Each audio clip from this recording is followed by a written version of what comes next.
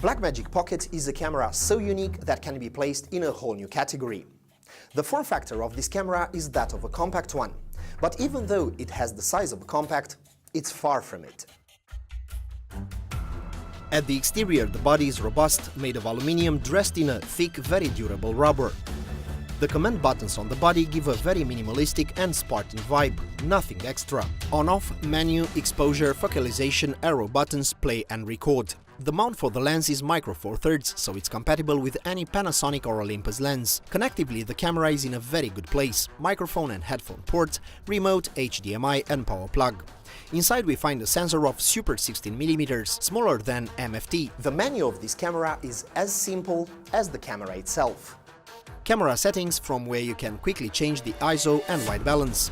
Audio settings, responsible for recording sound, as well as the volume for the speakers when playing back recordings. Recording settings, where you can change the format for the recording, either ProRes or RAW. The dynamic range and frame rate of the video, as well as time-lapses, an option that is all the rage at the moment.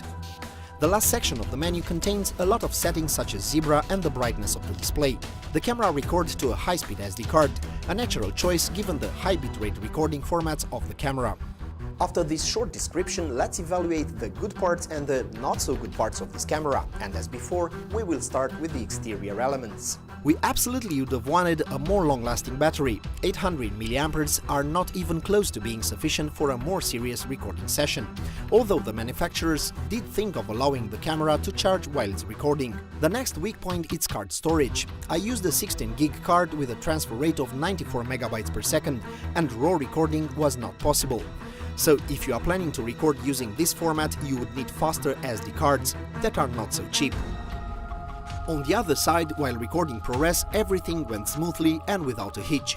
The display did not convince us that it was anything special. Sunlight makes it hard to look at, and the viewing angle is not that great. This wouldn't be such a big problem if the display wasn't the only way in order to control the recorded image.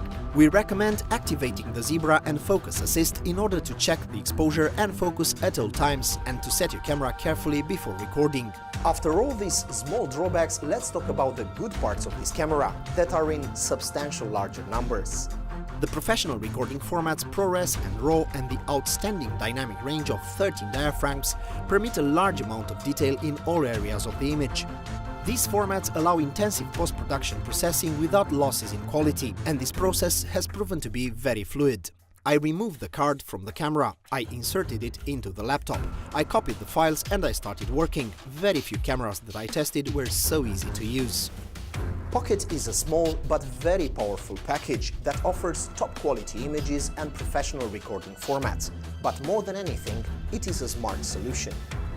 Camera control is essentialized. It gives you strictly what you really need and nothing more, the camera being stripped of all unnecessary and fancy options that the market has been promoting lately. It is a film camera and nothing more, and this makes it easy to understand, friendly and incredibly efficient. And this exceptional package comes at a price of under $1,000 in the States and under €1,000 including taxes throughout Europe. The ease of use of this camera and the exceptional quality of its images are the strong points that can definitely democratize the production of video content.